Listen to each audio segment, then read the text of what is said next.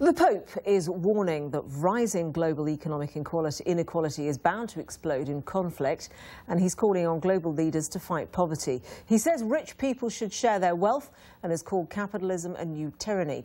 It's part of a key document which is Francis's first major solo work, authored as Pontiff.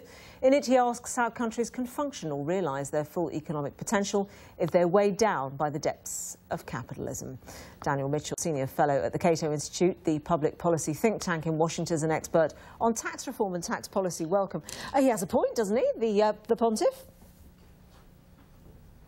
He has a point that a person's measure of worth is not based on how much material wealth you accumulate. You want to also do good things with your life. Where I would have some issues with what the Pontiff is saying is the notion that capitalism is somehow bad. Capitalism is what allows a society to have broadly shared prosperity. Then it's a separate question, what is the moral obligation of people in that society to share their wealth, to make sure they're doing things to help the least fortunate in society? But if it's an issue of capitalism, just look at his own continent. You have free market Chile way up here. You have his country of Argentina with a mixed economy down here, and then you have Venezuela with complete tyranny and government control as an economic basket case. So he's wrong about capitalism, but he's right that there's a lot more to life than how much money you make. Of course. Do you think he has much purchase? I mean, Latin American countries are very orientated towards the Pope,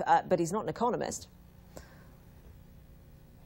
Well, and I'm not a theologian, so that puts us, I guess, on an equal footing, at least in that regard. Here's what I think the challenge is. A lot of people around the world, they look, let's say we're in Argentina.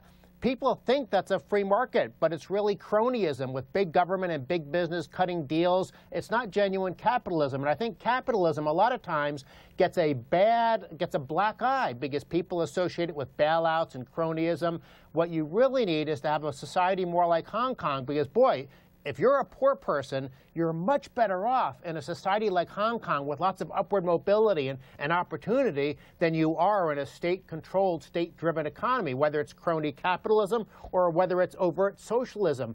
It's very important to understand what markets actually mean. It means government is not playing favorites. Yeah, well, it is a very key point here, is that how do you distribute wealth? Because I think he does have a point, and many people agree with this, that where you have huge disparity of wealth, you have the potential for social unrest. So what is it that Hong Kong is doing that other nations are not? What Hong Kong is doing is that it's letting the market decide what gets created, what businesses develop. There's no cronyism, there's no bailouts, there's no special favors from the government. It's not like the U.S. with TARP. It's not like Argentina with the cronyism. It's not like Venezuela with the state control of the economy. It's genuine open markets. Now, some people get rich, some people not so rich, but everyone has a chance to rise. But again, then we come to sort of the more theologic point.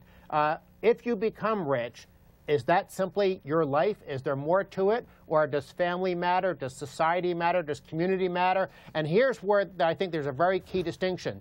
Everyone, I think, would agree, or almost everyone, that it's good to help the less fortunate. Does that happen through the coercion of government transfers, or does it happen because individuals are making a free and voluntary choice? I'm going to use some of my wealth and some of my income to try to make society a better place. It's not genuine compassion if you're simply saying, oh, I'm going to vote for a big government party, and that therefore satisfies my moral obligation as a human being. No, I think that's a complete bastardization of what it means to be a good and compassionate person. Sure, but surely the structure needs to be there in order to encourage people to redistribute their wealth, no?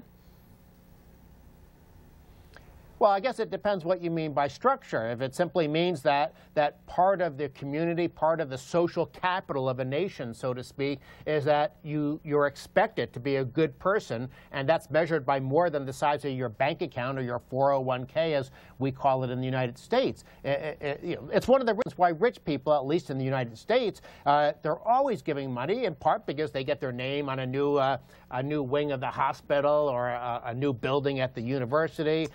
But even there's a lot of rich people who give even anonymously because they do understand that there's more to life than simply accumulating wealth. But it's the capitalist system that allows the wealth that then can be redistributed through, ideally, voluntary means. Daniel Mitchell, thank you very much indeed.